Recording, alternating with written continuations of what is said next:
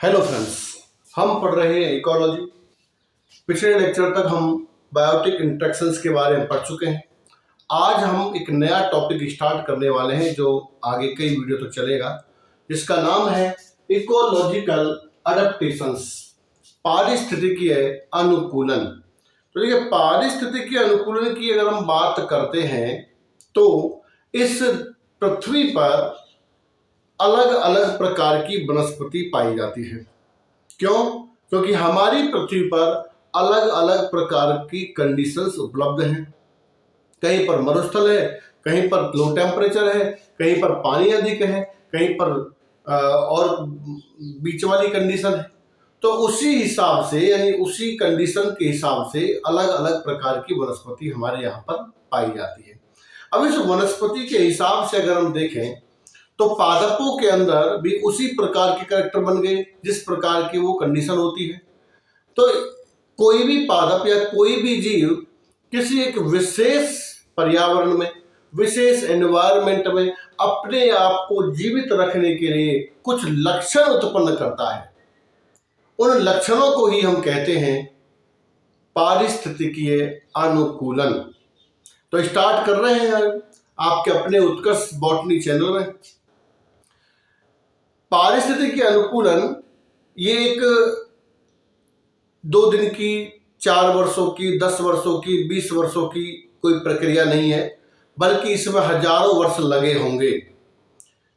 क्योंकि कोई भी पादप को अगर हम 2-4 साल, 10-20 साल किसी एक तरह के एनवायरनमेंट में लगाते हैं तो फिर वो पादप उस एनवायरनमेंट के प्रति सहनशील नहीं हो जाता है। जैसे एग्जाम्पल मैं आपको देता हूं, कई ऐसे क्षेत्र हैं जहां पर पानी बहुत कम है। हमारे डीग और भरतपुर जिले की बात करें तो डीग और भरतपुर जिले में कुछ ऐसा क्षेत्र भी है जहां पर सरसों में एक भी पानी नहीं लगता है। और ये अभी से नहीं, ये पिछले लगभग 50-60 वर्षों से नहीं लगता हुआ आ रहा है। लेकिन आज तक वहां के जो सरसों के बीज हैं उनमें ऐसी कोई आनुवांशिक विभिन्नता उत्पन्न नहीं हुई है कि वो अब उस बिना पानी के खेतों में अच्छी पैदावार दे सके। पता नहीं कितना समय और लगेगा, थोड़ा बहुत नहीं, पता नहीं कितना समय लगेगा। अगर हम एक नागफनी के पादप को लेते हैं तो नागफनी के पादप के अंदर मरुद्भिद लक्षण होते हैं, जीरोफिटिक कैरेक्टर्स होते हैं। तो नागफनी के पादप में अगर आप देखेंगे तो कांटे पाए जाते हैं। अगर हम उसको वहां से हटाकर पानी वाली कंडीशन में लगा दें जहां पर पानी ज्यादा होता है तो क्या उसके ऊपर कांटे नहीं बनेंगे? मरुद्भिद लक्षण तो उसके अब भी रहेंगे, चाहे उसको आप मरुद्भिद में लगाओ, चाहे उसको आप डेजर्ट में लगाओ और चाहे उसको आप पानी में लगाओ, वो लक्षण कहीं नहीं जाएंगे। क्यों नहीं जाएंगे? क्योंकि ये लक्षण जो है उसके अब वो आनुवांशिक हो चुके हैं, जेनेटिकली हो चुके हैं, एक पीढ़ी से दूसरी पीढ़ी में जाने वाले हो चुके हैं। तो आनुवांशिक लक्षण जो है वो बदलते नहीं है, कंडीशन चाहे कोई हो जाए। अगर कुछ लक्षण ऐसे होते हैं जो एनवायरनमेंट से होते हैं वो बदल जाते हैं। इसका जिक्र मैं जेनेटिक्स में अच्छी तरह से कर चुका हूं। तो आज हम बात करेंगे केवल और केवल अडेप्टेशंस की। अडेप्टेशन की एक लाइन में परिभाषा यही होती है कि कोई भी जीव किसी विशेष पर्यावरण में अपने आप को जीवित रखने के लिए अपने अंदर कुछ लक्षण उत्पन्न करता है ताकि वो उस एनवायरनमेंट में जीवित रह सके। उन्हें हम अनुकूलन कहते हैं। उन्हें हम क्या कहते हैं? अनुकूलन कहते हैं। तो देखो, सबसे इंपॉर्टेंट जो है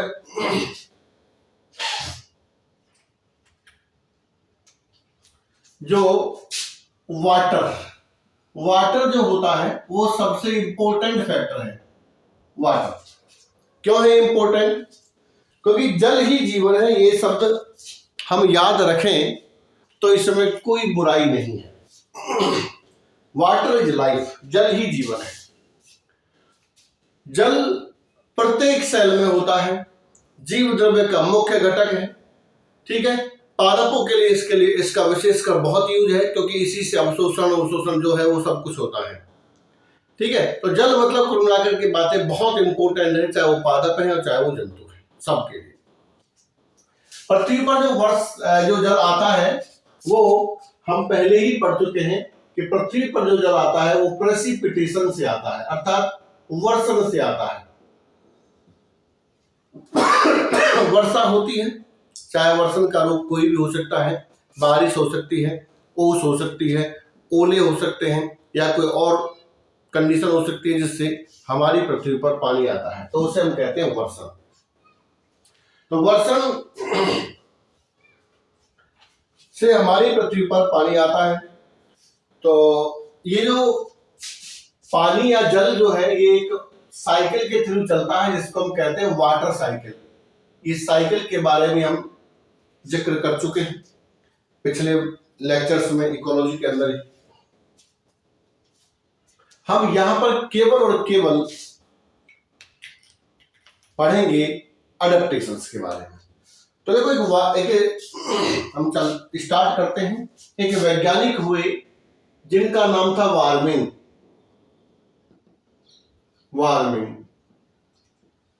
तो वार्मिंग ने इस पृथ्वी पर पाए जाने वाले सभी पादपों को 3 भागों में बांटा। कौन कौन से? एक तो हो गई 3 टाइप्स ऑफ प्लांट्स। कौन कौन से भाई? पहला तो है हाइड्रोफाइट्स, जिसको हम कहते हैं जलोदभिद। हाइड्रोफाइट्स, सीधी सी बात है भाई, इसको जीवित रहने के लिए, यानी कि ये ऐसे क्षेत्र में पाए जाते हैं जहां पर जल की अधिकता होती है। ऐसे क्षेत्र में पाए जाते हैं जिसका नाम ही जलोदभिद है। तो ये ऐसे क्षेत्र में पाए जाएंगे जहां पर जल की अत्यधिक अधिकता होती है। दूसरे होते हैं मीसोफाइट्स। ये ऐसे प्लांट्स होते हैं जहां पर न ज्यादा जल होता है और ना ही सूखा होता है, यानी कि मीडियम एनवायरनमेंट होता है। तीसरे होते हैं जीरोफाइट्स। जीरोफाइट्स को हम कहते हैं मरूदभिद। ये ऐसे प्लांट होते हैं जो शुष्क वातावरण में पाए जाते हैं। कहां पाए जाते हैं? शुष्क वातावरण में। हाइड्रोफाइट्स पाए जाते हैं बहुत अधिक जल में। मीडोफाइट्स पाए जाते हैं जहां पर ना अधिक जल होता है ना ही अधिक सूखा होता है। और जीरोफाइट्स पाए जाते हैं, शुष्कोद्भिद कहो, इनको मरूदभिद कहो, एक ही बात है, ये पाए जाते हैं जहां पर जल की कमी होती है। अब वार्मिंग ने ये 3 बता दिए। उसके बाद थोड़ा और आगे चले तो वार्मिंग ने ही जल की उपलब्धता, जल की आवश्यकता और आवासीय क्षेत्र की मृदा की प्रकृति के आधार पर, ये तो बेटा ये तो जल के आधार पर हो गए हाइड्रोफाइट्स, ठीक है। अब वार्मिंग ने ही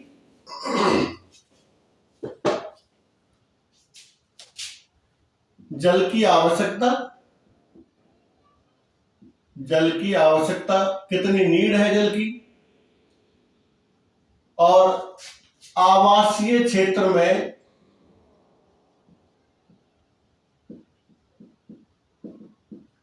मृदा के आधार पर कि किस प्रकार की मृदा उस क्षेत्र में पाई जाती है, पौधों को निम्न प्रकार से वर्गीकृत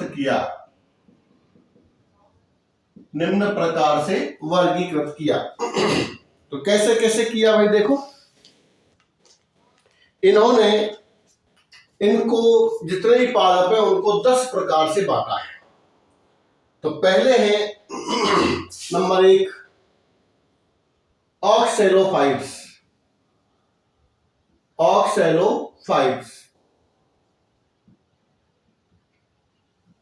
इनको हम कहते हैं अम्लोदभिद। क्या कहते हैं इनको हम कहते हैं अम्लोदभिद। तो सीधी सी बात है, ये पादप कम पीएच वाली मृदा में पाए जाते हैं, जिसका पीएच का मान कम हो, अर्थात कम पीएच वाली मृदा में ये पाए जाते हैं। या हम ये कहें लो कैल्शियम वाली मृदा में, लो कैल्शियम सॉइल जो होती है उसके अंदर ये पाए जाते हैं, लो कैल्शियम। इसलिए ऐसी मृदा में हम कैल्शियम कार्बोनेट चूना डालने की सलाह देते हैं। इसमें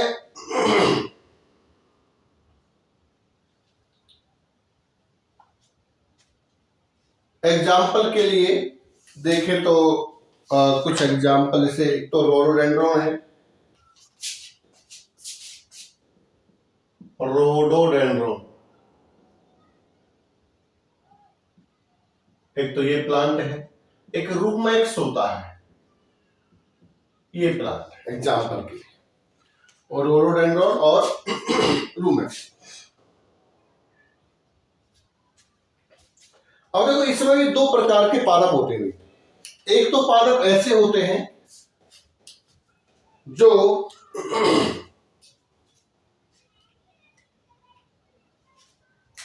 कम पीएच वाली मृदा में उगते हैं, कम पीएच वाली मृदा में उगते हैं, तो उन्हें हम कहते हैं कैल्शियम भीरू।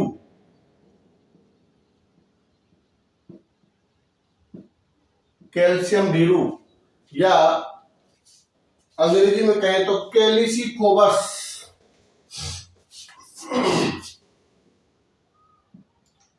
कैलिसिफोबस,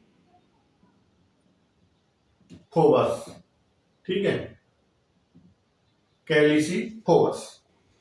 कुछ ऐसे पादप होते हैं जो कम कैल्शियम की कंडीशन को सहन कर लेते हैं, तो उन पादपों को हम कहते हैं कैल्शियम रागी या कैलिसिफोलस। जो सहन कर लेते हैं उनको हम कहते हैं कैल्शियम रागी या कैलिसिफोलस, कैल्शियम रागी या कैलिसिफोलस, ठीक है।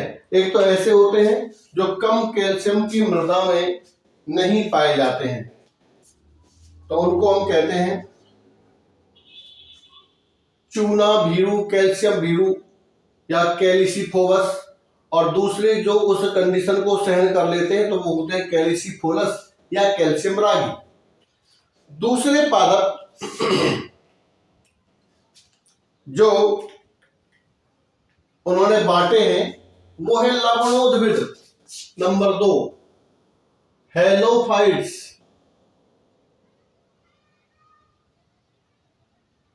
या इनका हिंदी में नाम होता है लवणोद्भिद।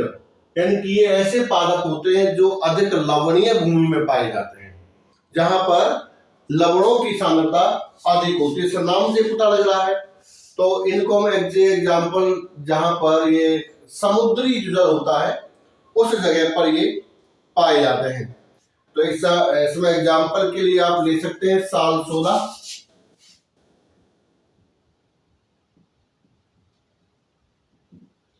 साल 16। एक आप ले सकते हैं शूडा टेमेरिक्स एविसिनिया, शूडा भी ले सकते हैं, एविसिनिया भी ले सकते हैं।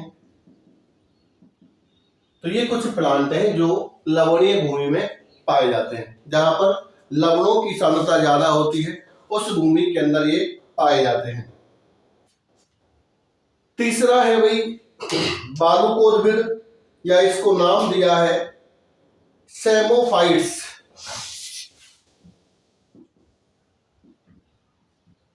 सेमोफाइट्स, इसको हम कहते हैं बालुकोद्भिद। तो ये मरुस्थलीय प्रदेशों की जो बलुई मिट्टी होती है जिसको हम बालू कहते हैं, बालुकोद्भिद सेमोफाइट्स। तो बालू रेत के अंदर ये पौधे आराम से उगते हैं। इसमें एग्जाम्पल है जैसे लेप्टाडीनिया, एग्जाम्पल के लिए लेप्टाडीनिया, एफेड्रा। ये कुछ ऐसे पादप हैं जो आपको बालू के अंदर देखने को मिलेंगे। ये पादप जो होते हैं नंबर 3 हो गए। नंबर 4 पर है शैलोदभिद। नंबर 4 पर है शैलोदभिद लिथोफाइट्स।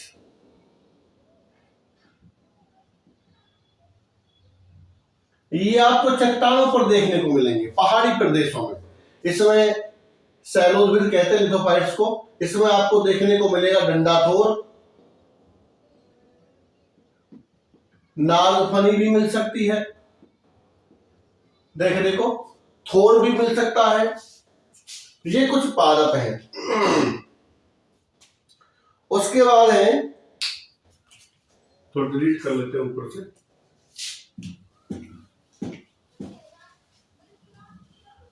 उसके बाद है शीतोद्भिद। तो शीतोद्भिद का मतलब होता है जो ठंडे प्रदेशों में पाए जाते हैं, इनको हम कहते हैं साइक्रोफाइट्स। साइक्रोफाइट्स 5वें नंबर पर है।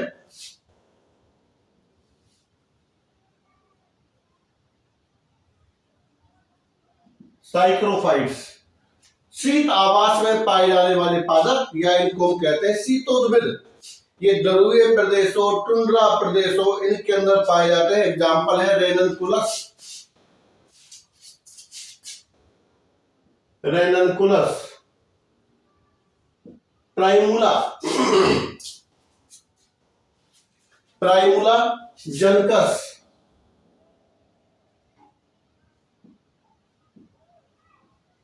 जनकस। ये कुछ पादप हैं जो शीत आवास में पाए जाते हैं। देखो, मैं ये जो पादप लिख रहा हूं केवल यही पादप नहीं है जो इन आवासों में पाए जाते हैं, दुनिया भर के पादप है। ये तो कुछ एग्जाम्पल हम दे रहे हैं।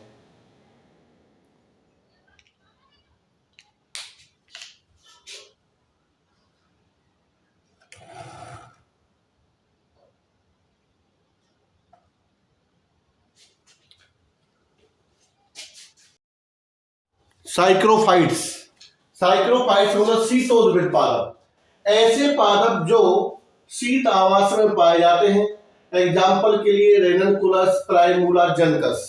शीत आवास ध्रुवीय प्रदेश होते हैं, या जहां पर बर्फ पड़ती है या टेम्परेचर ज्यादातर लो रहता है, उसे हम कहते हैं शीत आवास। नेक्स्ट है अपना विदरोद्भिद। ये कुछ ऐसे प्लांट्स हैं विदरोद्भिद, या इसको हम चेस्मोफाइट्स भी कहते हैं। चेस्मोफाइट्स, विदरोद्भिद। देखो, विदर, विद और रोद, विद। इसका मतलब है कि ये ऐसे पादप है जो चट्टानों की दरारों में पाए जाते हैं। पहाड़ी प्रदेशों में चट्टानें जो होती हैं वो तड़कती हैं, और तड़कने के बाद जो दरारें बनती हैं, उन दरारों में जो पादप पाए जाते हैं उन्हें हम कहते हैं चेस्मोफाइट्स या विदरोद्भिद। इसमें एलिफेंटोस एक पादप है, एलिफेंटोस नामक पादप इसके अंदर पाया जाता है। Next number is chersophytes. 7 चीरसोफाइट्स।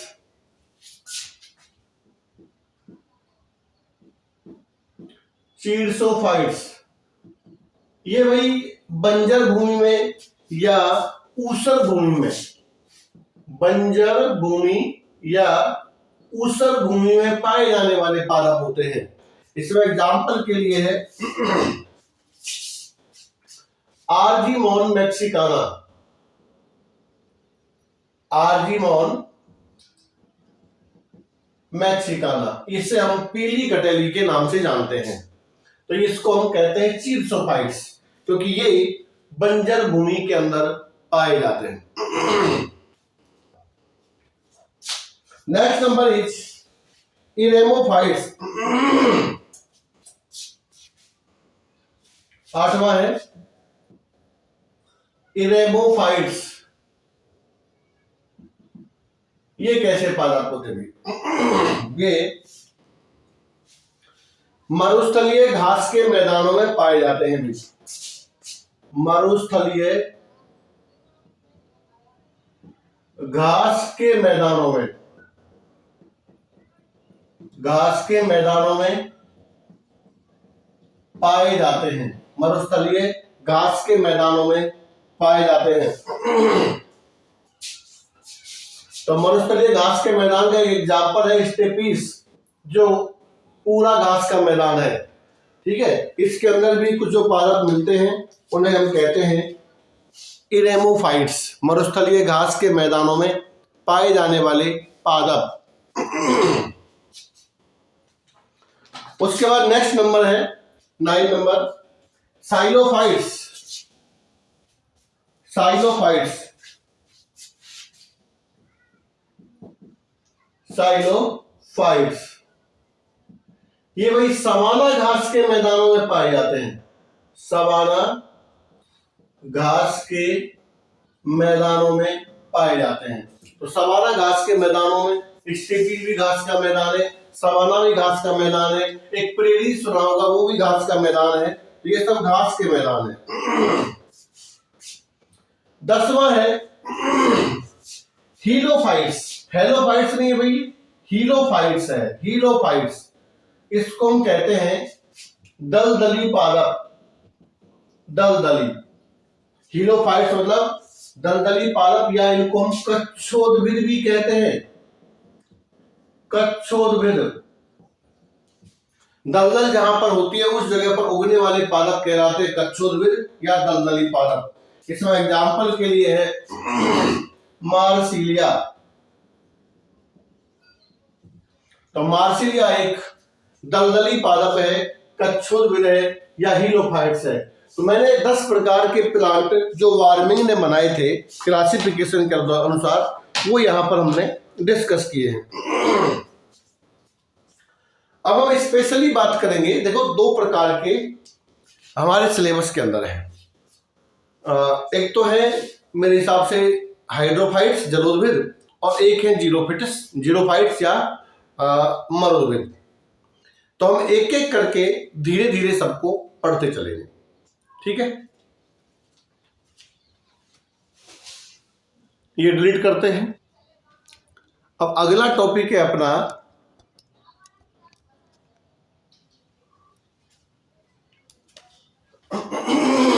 जलोद्भिद,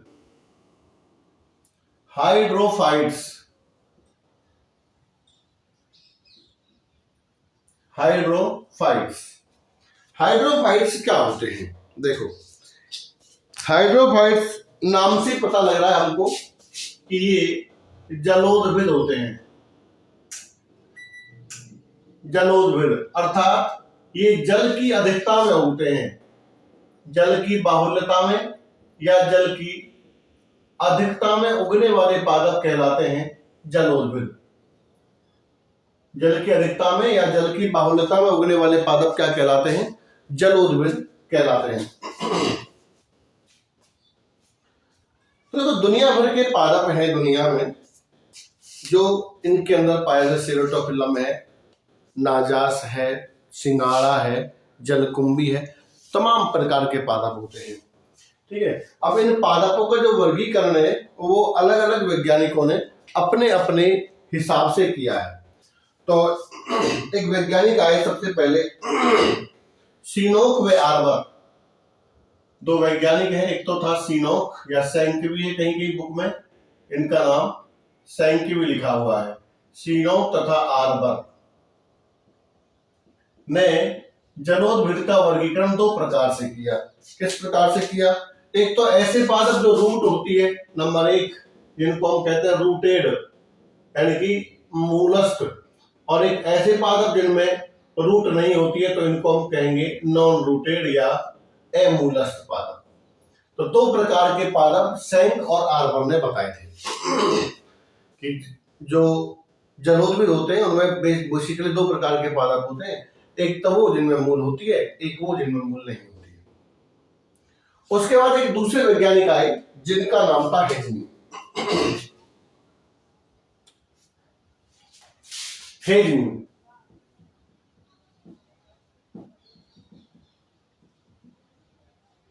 तो हेजनी ने 3 प्रकारों में बांटा। जलोदभिद को 3 प्रकारों में बांटा। कैसे, कौन कौन से प्रकार हैं? नंबर 1 यूहाइडेटोफाइट्स, यानी कि जितने भी हाइड्रोफाइट्स हैं, जितने भी हाइड्रोफाइट्स हैं, इन्हें 3 प्रकारों में हेजनी ने बांटा। कौन कौन से प्रकार हैं? नंबर 1 यूहाइडेटोफाइट्स,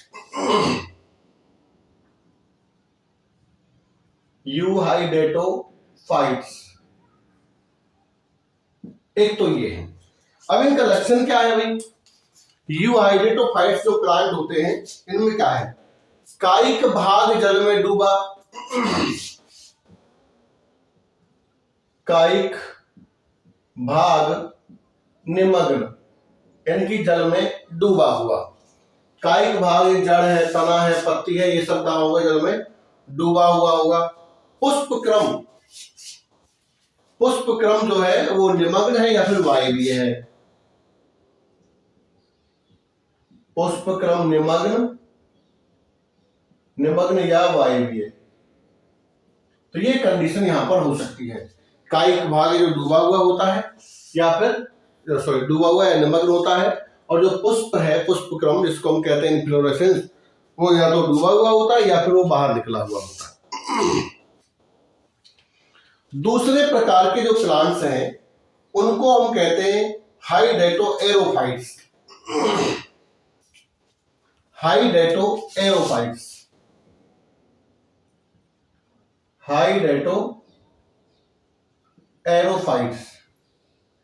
इनके हिंदी में कोई नाम नहीं है, अंग्रेजी में यही नाम है। तो इसमें है कायिक भाग कुछ निमग्न, कायिक भाग कुछ निमग्न व कुछ प्लावमान, यानी कि या तो कुछ भाग तो क्या है, डूबा रहता है पानी के अंदर, और कुछ भाग सतह पर तैरता रहता है, प्लावमान है। नेक्स्ट है टीनेगोफाइट्स, टीनेगोफाइट्स,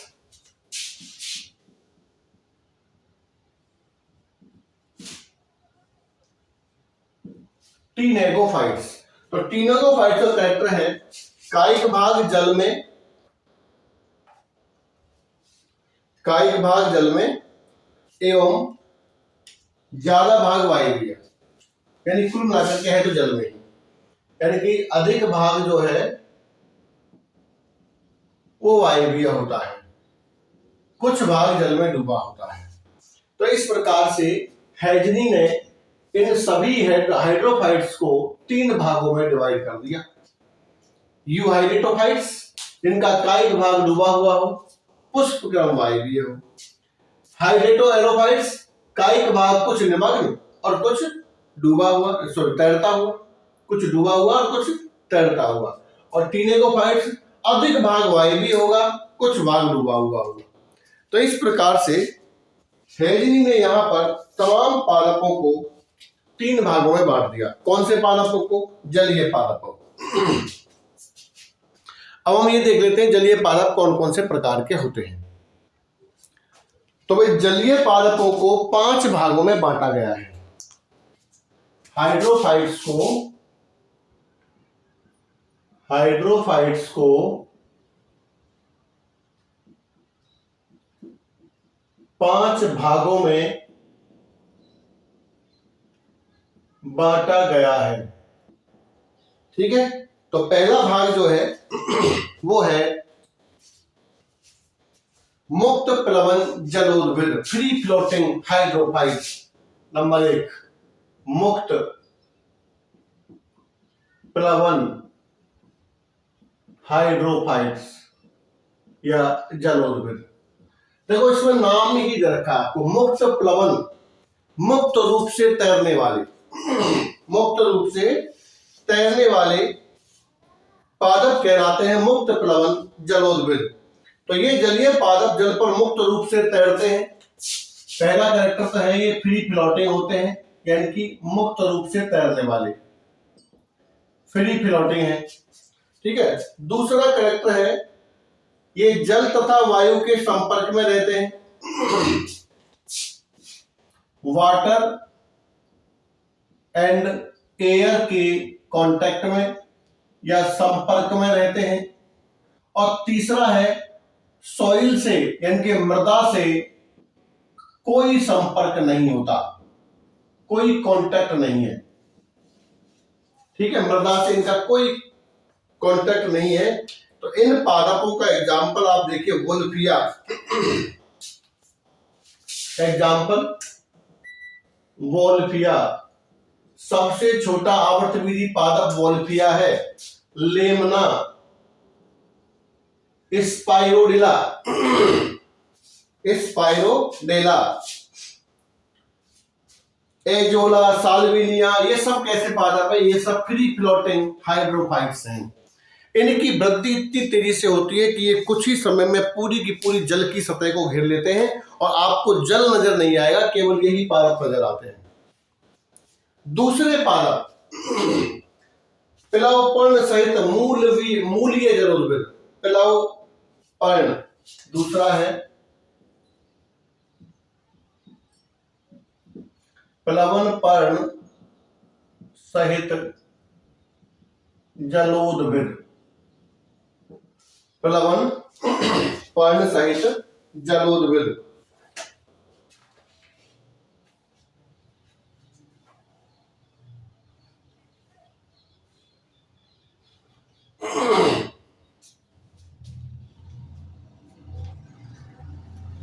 देखो इसमें जड़ें होती हैं भाई, इनका है जड़ें पाई जाती हैं, जड़ें पाई जाती हैं, जड़ें जरूर पाई जाएंगी भाई इनके अंदर। ठीक, दूसरा कैरेक्टर है मिट्टी में अथवा पानी से मुक्त प्लवित होती है। पर्णवृंत लंबे होते हैं, क्योंकि पर्ण है ना, तो पर्णवृंत कैसे होंगे? पर्णवृंत लंबे होते हैं। पत्तियां छोटी होंगी भाई, ये जरूरी है। ठीक है, जो इनको जल की सतह पर प्लवमान रखते हैं। शेष भाग जल के अंदर होता है, तो इसमें ज्यादा बड़ी भी जड़ें पाई जाती हैं, लेकिन ये सब पत्ती जो है इसकी वजह से ये पानी के ऊपर तैरते रहते हैं, जड़ें पाई जाती हैं। लेकिन प्लवन पर्ण सहित जलोदविद है। इसमें एग्जाम्पल के लिए है जैसे सिंघाड़ा, एग्जाम्पल है सिंघाड़ा, ट्रापा। सिंघाड़े में जड़ तो होती है, लेकिन वो फ्री फ्लोटिंग भी हो सकता है। देखो इनमें तो जड़ें होती ही नहीं है बिल्कुल भी, इनमें जड़ें होती हैं, लेकिन पत्तियां जो है वो पानी के ऊपर रहती है, तो उनकी वजह से जड़ सहित आराम से पूरे तालाब में घूम सकते हैं। सिंघाड़े की बेल को आप देखिए तो वो आसानी से घूम सकती है। मैंने एक शॉर्ट डाल भी रखा है, उसमें सिंघाड़े को दिखाया हुआ है कि वो किस प्रकार से उस तालाब में तैरता रहता है, वहां आप देख सकते हैं। तीसरे प्रकार के जो हैं वो है निमग्न पिलावी जलोदविद। निमग्न पिलावी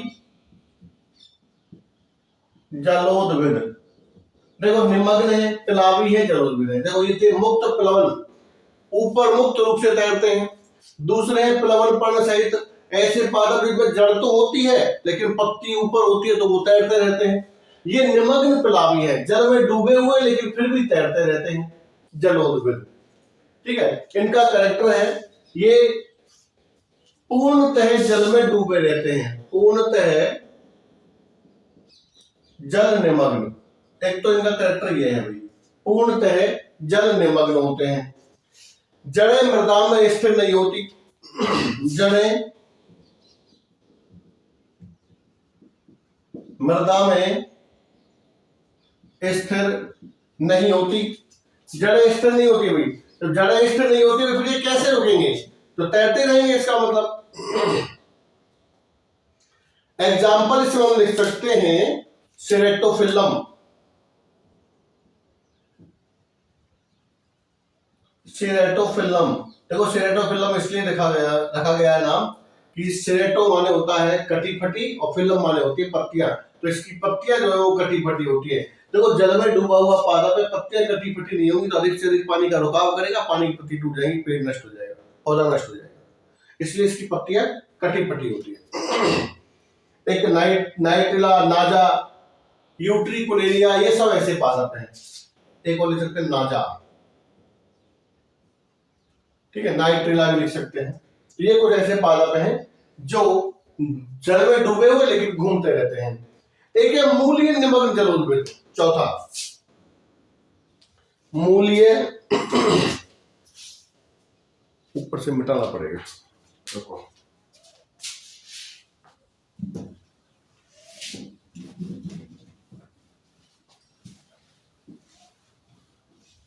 मूलीय निमग्न जलोद्भिद। चौथा है मूल होती है मूलीय, निमग्न जल में डूबे रहते हैं, और जलोद्भिद। तो ऐसे जलोद्भिद पादप जो जड़ तो है लेकिन पानी के अंदर डूबे रहते हैं। तो कुल मिलाकर के ये पहली बात तो ये निमग्न होते हैं कि जल में डूबे होते हैं। दूसरी बात जड़ें पाई जाती हैं, जड़ें पाई जाती हैं, ठीक है, स्थिर हो सकते हैं, स्थिर होते हैं, ठीक है। ये इनके कुछ एग्जाम्पल है। एग्जाम्पल जैसे वेलिसनेरिया, एग्जाम्पल के लिए वेलिसनेरिया, नाइटिला पोटामोजिटोन। वेलिसनेरिया एक पोटामोजिटोन,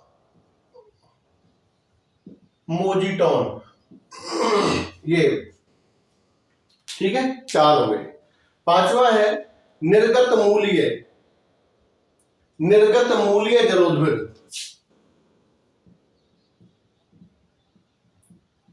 निर्गत मूलीय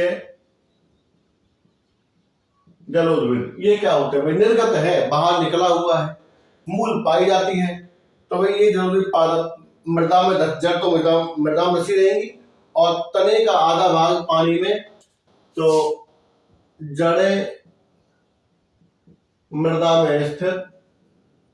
दूसरा आधा भाग वायवीय, आधा भाग वायवीय और आधा निमग्न, आधा निमग्न होता है, ठीक है। इसमें एग्जाम्पल है रेननकुलस, सैजिटेरिया, रेननकुलस, रेननकुलस, सैजिटेरिया, ये कुछ एग्जाम्पल हैं जो 5वें वर्ग में पाए जाते हैं। तो आज का हमारा वीडियो यही समाप्त होता है, क्योंकि बहुत लंबा वीडियो हो जाएगा हम अगर इनके अनुकूलन की बात करेंगे तो। इसलिए नेक्स्ट वीडियो में, आज हमने बात की केवल जलोद्भिद के बारे में, ठीक है। नेक्स्ट वीडियो में हम बात करेंगे इनके अंदर पाए जाने वाले अनुकूलन। तो इनमें 2-3 प्रकार के अनुकूलन होते हैं। एक तो होते हैं आकारिकीय अनुकूलन, एक होते हैं शारीरिक अनुकूलन, और एक होते हैं कार्यकीय अनुकूलन। तो तीनों प्रकार के अनुकूलन के बारे में हम डिटेल से जिक्र करेंगे। बहुत ही इंपॉर्टेंट टॉपिक है। एग्जाम में इन दोनों अनुकूलनों में से एक अनुकूलन आपको 100% मिलेगा, मैं दावा कर सकता हूं। इसलिए वीडियो को देखिए, लाइक करो, कमेंट करो, शेयर करो, सब्सक्राइब करो, ताकि और भी इसका फायदा उठा सके। Thank you very much.